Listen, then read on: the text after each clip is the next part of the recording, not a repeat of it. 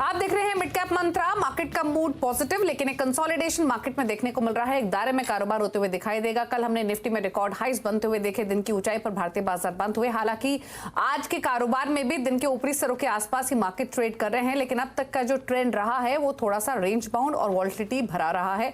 हालांकि निफ्टी 22,150 के आसपास फिलहाल कारोबार करते हुए दिखाई दे रहा है। बैंक निफ्टी हो या मिड कैप्स हो, सिमिलर एक्शन आपको वहां भी देखने को मिलेगा। मिड कैप के साथ निफ्टी बैंक लेकर आते हैं। निफ्टी बैंक कंपैरेटिवली आज आउट परफॉर्म कर रहा है, 1% की तेजी के साथ ही ट्रेड कर रहा है। 400 अंकों से ज्यादा की बढ़त है। Mid cap index flat towards negative bias, यहां पर भी दायरे में कारोबार, लेकिन थोड़ा सा प्रेशर दिखाई दे रहा है। तो आज अगर मेजर इंडाइसेस देखेंगे तो एक out performance bank Nifty lend कर रहा है। एक बार लेकर आते हैं एनएससी स्टैट्स, जहां पर ऑलमोस्ट मुकाबला बराबरी का है। 1160 स्टॉक से जो कि बढ़कर कारोबार कर रहे हैं, 1096 स्टॉक से जो गिरावट के साथ कर रहे हैं ट्रेड। एक बार निफ्टी के कॉन्स्टिट्यूएंट्स भी लेकर आते हैं। अगर निफ्टी को सपोर्ट लेंड करने में आज बैंक स्टॉक्स का योगदान कंपैरेटिवली ज्यादा है। अगर आप निफ्टी के बढ़ने गिरने वाले स्टॉक्स की संख्या देखेंगे, ये देखिए HDFC bank, axis bank, ICICI bank, तीनों दिग्गज बैंक मिलकर ही ऑलमोस्ट 80 अंकों का पॉजिटिव कंट्रीब्यूशन लेंड कर रहे हैं। पावर ग्रिड 9 अंकों का पॉजिटिव कंट्रीब्यूशन दे रहा है। प्रेशर आज ऑयल एंड गैस, ऑटोज, साथ ही आईटी में है, इसीलिए रिलायंस, इन्फोसिस, टीसीएस, बजाज ऑटो नीचे ट्रैक कर रहे हैं। आईटी इंडेक्स इनफैक्ट कमजोर है आज के सेशन में, ऑलमोस्ट 1% लुढ़का हुआ है। चलिए फटाफट से इंटरनेशनल क्यूज को समझ लेते हैं और उसके बाद बाजार की बड़ी बातें आपके लिए लेकर आएंगे। इंटरनेशनल क्यूज पर नजर डालते हैं और शुरुआत कर लेते हैं सबसे पहले यूरोपियन मार्केट्स की ओपनिंग और साथ ही एशियन मार्केट्स के ट्रेड पर। यूरोपियन मार्केट्स हालांकि फ्लैट टुवर्ड्स पॉजिटिव हैं, कोई खास एक्शन यूरोपियन मार्केट्स में है नहीं, लेकिन अगर आप एशियन मार्केट्स देखेंगे तो ज्यादातर एशियाई बाजार प्रेशर के साथ ही ट्रेड कर रहे हैं। चाइना का जो 5 ईयर लोन रेट है वो उन्होंने कट किया है, लेकिन उसके बावजूद भी इन्वेस्टर्स में वो खुशी नहीं दिखी, क्योंकि मार्केट का मूड वैसा रिफ्लेक्ट नहीं हो रहा है। सिर्फ एक हांगकांग का बाजार है और एक शंघाई है जो कि हरे निशान में ट्रेड कर रहा है, बाकी मार्केट्स लाल निशान में है। लेकर आते हैं अमेरिका के फ्यूचर्स। डॉ फ्यूचर्स 85 अंक नीचे है, यानी 1/4% की कमजोरी डॉ फ्यूचर्स में देखने को मिल रही है। नेस्डेक का फ्यूचर भी 27 अंक नीचे कारोबार कर रहा है आज के सेशन में। तो ये रहा फिलहाल यूएस के फ्यूचर्स का हाल। तो इंटरनेशनल क्यूज मिक्स्ड हैं आज के कारोबार में, थोड़े से लैक लस्टर ही है। उसी तर्ज पर हम आज कारोबार भारतीय बाजारों में भी होते हुए देख रहे हैं। लेकिन अब तक हुआ क्या है मार्केट में, बाजार की बड़ी बातें आपके लिए लेकर आते हैं। तो बाजार में हल्की बढ़त देखने को मिल रही है। रिकॉर्ड हाइस के आसपास निफ्टी कारोबार कर रहा है। 22,150 के इर्द गिर्द फिलहाल घूमते हुए दिखाई दे रहा है। आउट परफॉर्मेंस बैंक निफ्टी में आज, क्योंकि एचडीएफसी बैंक सबसे ज्यादा कॉन्ट्रीब्यूशन लेंड कर रहा है लगातार गिरने के बाद, और बैंक निफ्टी लगभग 400 अंकों पर है। मिड कैप्स में हल्के लाल निशान में कारोबार, इंडेक्स करीब 1/4% नीचे ट्रेड करते हुए। पॉकेट्स अगर आप देखेंगे आज के कारोबार में तो ऑटो, फार्मा, आईटी स्टॉक्स आज प्रेशर में दिखाई दे रहे हैं। यहां पर थोड़ा सा दबाव है, कहीं थोड़ी बहुत सेलेक्ट बाइंग देखने को मिल रही है आज के कारोबार में। तो उसमें आपको शुगर स्टॉक्स दिखाई देंगे, वहां पे थोड़ी बहुत खरीदारी देखने को मिल रही है। रियल्टी स्टॉक्स में थोड़ी बहुत बाइंग है। सरकारी बैंक स्टॉक्स पे भी थोड़ा सा मूड पॉजिटिव ही देखने को मिल रहा है। तो ये तो रहा मार्केट का अब तक का हाल। लेकिन अब बात करते हैं आपके लिए स्ट्रैटेजीज पर, और सब आज हमारे साथ है एलकेपी सिक्योरिटीज के रूपक डे। रूपक नमस्कार, बताइए पहले तो इंडेक्स पर राय, निफ्टी बैंक निफ्टी पर क्या स्ट्रैटेजी रहेगी आपकी?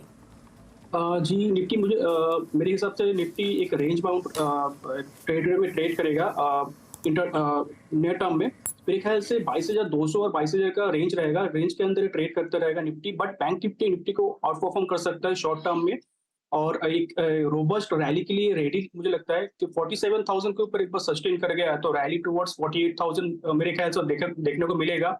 तो स्ट्रैटेजी के तौर पे मैं एक स्ट्रैटेजी बताना चाहूंगा, बैंक निफ्टी का कॉल लेना चाहिए 47,000 का, जो कि चल रहा है 240 के आसपास, 245 के आसपास चल रहा है। मेरे ख्याल से 100 पॉइंट का नीचे का स्टॉप लॉस रखना चाहिए, 240 का 140 का स्टॉप लॉस रखना चाहिए, और टारगेट होना चाहिए 450 का। ओके, कुछ स्टॉक स्पेसिफिक ट्रेड्स आपकी तरफ से रूपक? स्टॉक स्पेसिफिक मेरा पहला स्टॉक रहेगा BHEL। स्टॉक ने जो रिसेंट कंसोलिडेशन था डेली चार्ट में और या आवरली चार्ट में, उसका ब्रेकआउट दिया और इंपॉर्टेंट मूविंग एवरेज के ऊपर कॉन्फिडेंटली सस्टेन कर रहा है। तो मेरे ख्याल से जो मोमेंटम क्रिएट हुआ ये इसको ऊपर की तरफ 245 250 तक लेके जाएगा शॉर्ट टर्म में। नीचे एक स्टॉप लॉस मेंटेन करना होगा 224 पे। और दूसरा स्टॉक रहेगा इंडिगो। इंडिगो में देख सकते हैं कि डेली चार्ट में वो कंटिन्यूअसली एक क्रिटिकल मूविंग एवरेज के ऊपर ट्रेड कर रहा था और ये कंसोलिडेशन ब्रेकआउट दिया, तो आगे चल के मेरे ख्याल से 3350 तक जा सकता है ऊपर की तरफ, और नीचे एक स्टॉप लॉस मेंटेन करना होगा 3060 के नीचे। ओके, तो इंडिगो में ट्रेड करने की सलाह है तेजी की तरफ। यहां पर 3125 के मौजूदा लेवल्स देखने को मिल रहे हैं, लेकिन बाय करके चल सकते हैं इन लेवल से। तो ये ट्रेड आपको रेकमेंड किया गया है। लेकिन चलिए मिड कैप्स का हाल लेकर आते हैं आपके सामने। इंडेक्स तो आपने देखा ही थोड़े से दबाव में है, लेकिन select pocket specially mid cap category में जहां पर बाइंग सेलिंग देखने को मिल रही है वो एक एक करके आपके सामने लेकर आते हैं। इंडेक्स तो थोड़े से दबाव में है ही। शुरुआत करेंगे फार्मा में। दिग्गज फार्मा में दबाव है, लेकिन जो छोटे फार्मा स्टॉक्स है वहां पर खरीदारी है। ग्लेनमार्क फार्मा 2.5% ऊपर है, सीक्वेंट साइंटिफिक में 4% का मूव, सोलारा 7% ऊपर है, लिंकन फार्मा में भी 3% की तेजी देखने को मिल रही है। फार्मा के बाद लेकर आते हैं होटल स्टॉक्स। ताजजीवी के 7% ऊपर, शैलेट होटल्स 1.5% ऊपर, आईटीडीसी में 5.5% का मूव, EIH एसोसिएटेड 4% की तेजी के साथ कारोबार करते हुए। शुगर स्टॉक्स में बजाय हिंदुस्तान 4% ऊपर, डालमिया शुगर 3.5% ऊपर है, श्रीनगर शुगर्स पे 3.5% का मूव, 3% ऊपर ओगर शुगर कारोबार कर रहा है। रियल्टी स्टॉक्स में लोधा 2.5% ऊपर है, 1.5% ऊपर डीएलएफ, गोदरेज प्रॉपर्टीज और ओबर रियल्टी में भी 1 से 1.25% की तेजी आज के कारोबार में दिख रही है। अब दिखाते हैं गिरने वाले स्टॉक्स। 63 मूव्स 5% नीचे, बिरला सॉफ्ट 3% नीचे, अकेलिया सॉल्यूशंस 2% नीचे, कोफोर्ज में भी 2% की गिरावट देखने को मिल रही है। साथ ही ऑयल एंड गैस में MRPL, GSPL, oil India Castrol pressure में है, 2.5% नीचे जीएसपीएल, ऑयल इंडिया कैस्ट्रॉल कर रहे हैं कारोबार। एमआरपीएल बहुत चला है पिछले 1 साल में, 5% नीचे ये भी कारोबार करते हुए कल 14-15% की तेजी के साथ कारोबार कर रहा था। तो ये हैं ऑयल एंड गैस स्पेस के शेयर्स जो कि थोड़े से प्रेशर में कारोबार करते हुए दिखाई दे रहे हैं। लेकिन चलिए आगे बढ़ेंगे और कुछ खबरें आपके लिए लेकर आते हैं और बात करेंगे बाजार में हो रही ब्लॉक डील्स की। बाजार में ब्लॉक डील्स का सिलसिला कायम है। आज एमएनसी कंपनी वर्लपूल में करीब 25% हिस्सेदारी की बड़ी ब्लॉक डील हुई है। खबर है कि शेयर प्रमोटर ने ब्लॉक डील में हिस्सा बेचा है। इसके पहले भी कई एमएनसीज में ब्लॉक डील हुई है। पूरी डिटेल्स लेकर हॉर्माज फताकिया हमारे साथ मौजूद हैं। बताइए हॉर्माज। ये एक ट्रेंड सा बनता जा रहा है। जब जब बाजार एक नई ऊंचाई बनाता है तब ये हिस्सा बिक्रियों का सिलसिला शुरू हो जाता है। आज भी वर्लपूल में एक बड़ी ब्लॉक डील हुई, तकरीबन 25% हिस्सा बिका है। अब खबरें ये लगाई जा रही है, जैसे कि आपने भी कहा कि प्रमोटर की हिस्सा बेचने की खबरें चल रही है। अब प्रमोटर का वर्लपूल में जो विदेशी प्रमोटर है, इनके यूएस बेस्ड जो वर्लपूल कॉरपोरेशन है, उनका अभी 75% हिस्सा है। तो अगर उन्होंने ये 24 या 25% हिस्सा बेचा है तब भी उनके पास 51% की हिस्सेदारी बचेगी। खबरें ये भी चल रही है कि कर्ज कम करने के लिए हिस्सा बेचने की कोशिश कर रहे थे। तो ये एक आज बड़ी ब्लॉक डील जो हुई है, इसके बारे में हम आपको बताएंगे। अगली बार पहले भी और काफी सारी ऐसी एग्जिट्स हो चुकी है। जीएमएम फॉडलर पिछले साल अगस्त के महीने में पेरेंट कंपनी जो है वो फॉडलर इंटरनेशनल, जिन्होंने 13.5% हिस्सा बेचा था ब्लॉक डील के जरिए। टिमकेन इंडिया एक और ऐसी है कंपनी जहां पर पेरेंट ने अपना 8% हिस्सा बेचा था जून के महीने में पिछले साल। अब ये खबरें लगाई जा रही है, पिछले हफ्ते ही हमने आपको बताया था कि नोवार्टिस जो इंडिया है, नोवार्टिस इंडिया का पेरेंट जो है नोवार्टिस एजी, उसने एक स्ट्रेटेजिक रिव्यू अपना शुरू किया है 70% अपना जो हिस्सा है उसे बेचने के लिए। और खबरें ये भी है कि डॉक्टर रेड्डीज उस पोर्टफोलियो को खरीदने के फिराक में है। अब संवर्धन मदरसन ये भी खबरें चल रही है कि सुमितोमो वायरिंग जो है अपना 14% हिस्सा बेचने जा रहा है। ये खबरें हैं, इसके बारे में कोई ऑफिशियल इंफॉर्मेशन नहीं है। थॉमस कुक की एक और एग्जिट हुई थी पिछले साल नवंबर के महीने में, जहां फेयरब्रिज ने ओएफएस के जरिए 8.5% अपना हिस्सा बेचा था। और पिछले साल मार्च के महीने में गोकुलदास एक्सपोर्ट्स में क्लियर वेल्थ ने अपना 10% हिस्सा बेचा था। सो ये एमएनसी एग्जिट्स का सिलसिला पिछले 1 साल से चला आ रहा है। आज भी एक बड़ी ब्लॉक डील हुई। जानना दिलचस्प होगा कि किसने इसको हिस्सा बेचा और किसने खरीदा। That is the bigger question. शुक्रिया हॉर्माजी डिटेल्स बताने के लिए। तो एमएनसी में बड़ी ब्लॉक डील्स का सिलसिला कायम है। वर्लपूल में भी बड़ी ब्लॉक डील होते हुए दिखाई दी है। लेकिन बात करेंगे अब आगे रिजल्ट्स की। और देश में टूरिज्म का क्रेज बढ़ने से आईआरसीटीसी का स्टॉक इन दिनों खास फोकस में है। पिछले 6 महीने में आईआरसीटीसी के शेयर ने 45% से ज्यादा की छलांग लगाई है। आगे के बिजनेस आउटलुक पर बातचीत करने के लिए हमारे साथ हैं आईआरसीटीसी के सीएमडी संजय कुमार जैन। संजय जी नमस्कार, स्वागत है आपका। और इनफैक्ट जो आपके रिसेंट अर्निंग्स आए उन पर हमारी नजरें बनी हुई थी, जिसमें आपके टिकटिंग रेवेन्यू तो फ्लैट रहे हैं लेकिन केटरिंग सेगमेंट में अच्छी ग्रोथ रही है। तो पहले तो अगर हम टिकटिंग रेवेन्यू की बात करें तो किस तरीके के नंबर्स रहे हैं और ये फ्लैटिश साइड पर रहने की कोई खास वजह?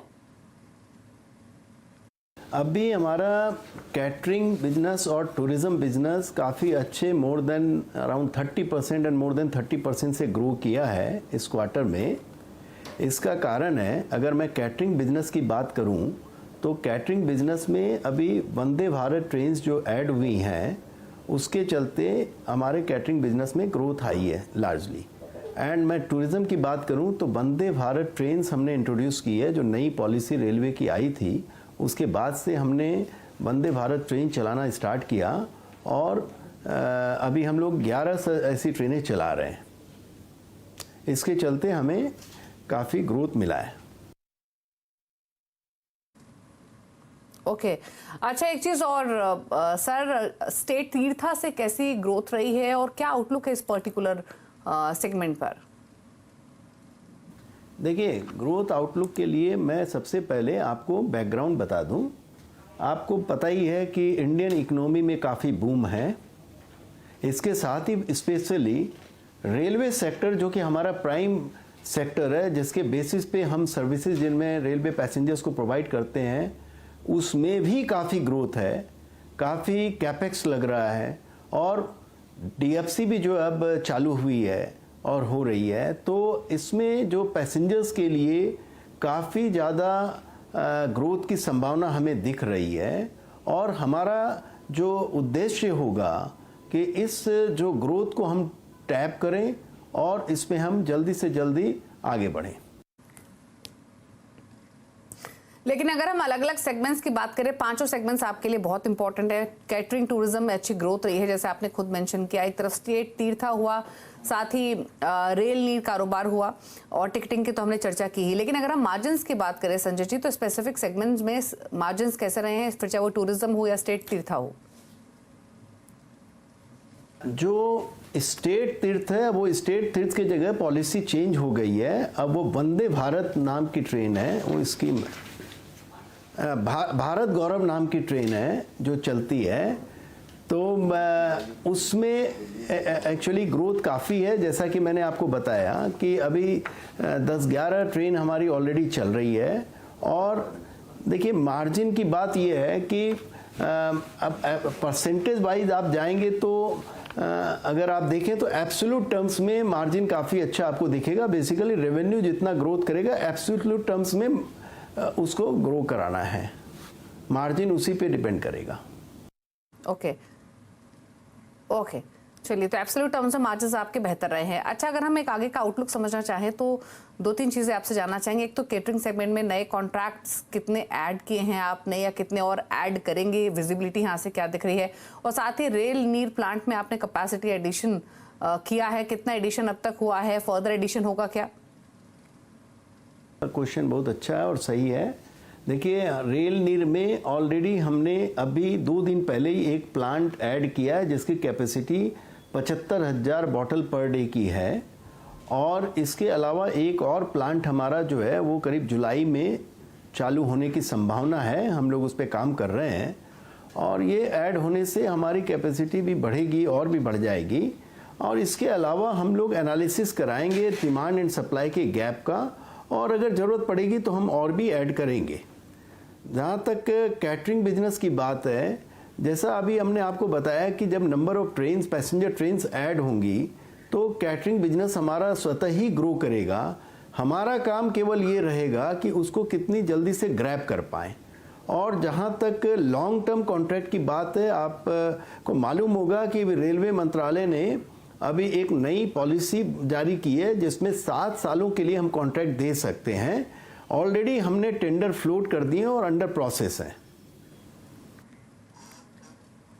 अच्छा, अगर ई केटरिंग की ही बात करें तो अभी करंट मील्स पर डे क्या है संजय जी, और साथ ही कुछ स्पेसिफिक नंबर जो आप आगे जाते हुए टारगेट कर रहे हो, स्पेशली बाय ईयर एंड? देखिए, नंबर्स की बात करें तो पिछले क्वार्टर के कंपैरिजन में इस क्वार्टर में जैसे 45,000 लास्ट क्वार्टर का जितना मेरे को जानकारी है पर डे के मिल्स हम सप्लाई करते थे ई कैटरिंग से। अब उसके जगह हमने लास्ट क्वार्टर में इस जो क्वार्टर गया है उसमें 60,000 हमने किया है। इसके अलावा हमने जोमेटो और जैसे एग्रीगेटर्स को भी अपने प्लेटफॉर्म पे लिया है।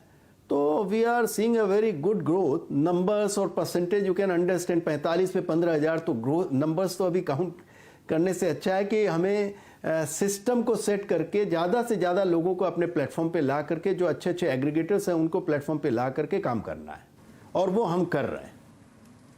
अच्छा संजय जी, ओके, आपकी बातचीत से लगा टूरिज्म सेक्टर को लेकर भी आप काफ़ी बुलिश हैं। ये जो पॉकेट सेगमेंट है आपके लिए, और नंबर्स भी वही रिफ्लेक्ट कर रहे हैं जहां पर ग्रोथ हमने टूरिज्म सेगमेंट में स्पेशली आते हुए देखी है। तो कुछ नए टूर पैकेजेस आप आगे जाते हुए ऐड करेंगे क्या? अगर हाँ, तो कौन से वो स्पेसिफिक सेक्टर्स रहेंगे जहां पर आपका फोकस होगा? देखिए, आपने एकदम सही कहा कि मतलब तीर्थ के लिए लोग काफ़ी उत्साहित रहते हैं और ये एक सालों भर चलने वाला सेगमेंट है। तो टूरिज़्म में देखिए हमारा जो फोटे है, दोनों तरह का फोटे, रेल बेस्ड टूरिज़्म हमारा जो है फोटे है। और रेल बेस्ड टूरिज़्म में जो पॉलिसी नई आई है भारत गौरव वाली, उससे हमको लगता है कि हम लोग तीर्थ क्षेत्रों में ले जाने के लिए लोगों को काफ़ी अच्छा हमें एक पॉलिसी सपोर्ट मिला है, जिसको हमें आगे काम करके और भी बढ़ाना है। और इसके अलावा दूसरा सेगमेंट है लग्जरी टूरिज्म का। तो मुझे बताते हुए काफ़ी हर्ष है कि महाराजा एक्सप्रेस जैसी लग्जरी ट्रेन, उसमें भी हमारा ग्रोथ काफ़ी अच्छा है। मतलब इनबाउंड जो ट्रैफिक आ रही है इंडिया में, जिससे फॉरेन एक्सचेंज की कमाई होती है, वो भी अच्छा ग्रो कर रहा है। ओके, चलिए शुक्रिया सर आने के लिए, सीएनबीसी आवाज पर अर्निंग्स पर बातचीत करने के लिए, आगे का एक आउटलुक भी देने के लिए, किस तरह की ग्रोथ एंटिसिपेट आप कर रहे हैं। Thank you so much. Stock 951 के आसपास कारोबार करते हुए और फिलहाल आधा % की मजबूती के साथ कर रहा है ट्रेड। चलिए रुकने इसी के साथ एक ब्रेक के लिए, ब्रेक के उस पर क्लैरिटी नंबर 1 का अपडेट, चल वापस आते हैं।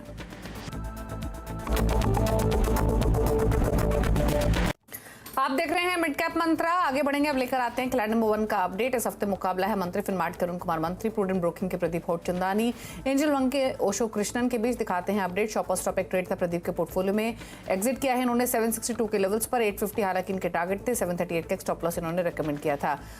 साथ ही गुजरात अंबुजा एक्सपोर्ट, प्रदीप के पास एक ट्रेड जहां पर बाय करने की सलाह दे रहे हैं 400 के टारगेट्स के लिए, 364 का स्टॉप लॉस मेंटेन करना होगा, 380 पर फिलहाल कारोबार कर रहा है। दिखाते हैं अब रिटर्न की स्थिति, दूसरा सेशन है हालांकि आज मुकाबले का। फिलहाल तीनों ही खिलाड़ियों की तरफ से नेगेटिव रिटर्न्स आ रहे हैं। अरुण का पोर्टफोलियो -3.23%, प्रदीप का पोर्टफोलियो -0.29%, ओशो कृष्णन का पोर्टफोलियो -2.41% रिटर्न्स लैंड कर रहा है।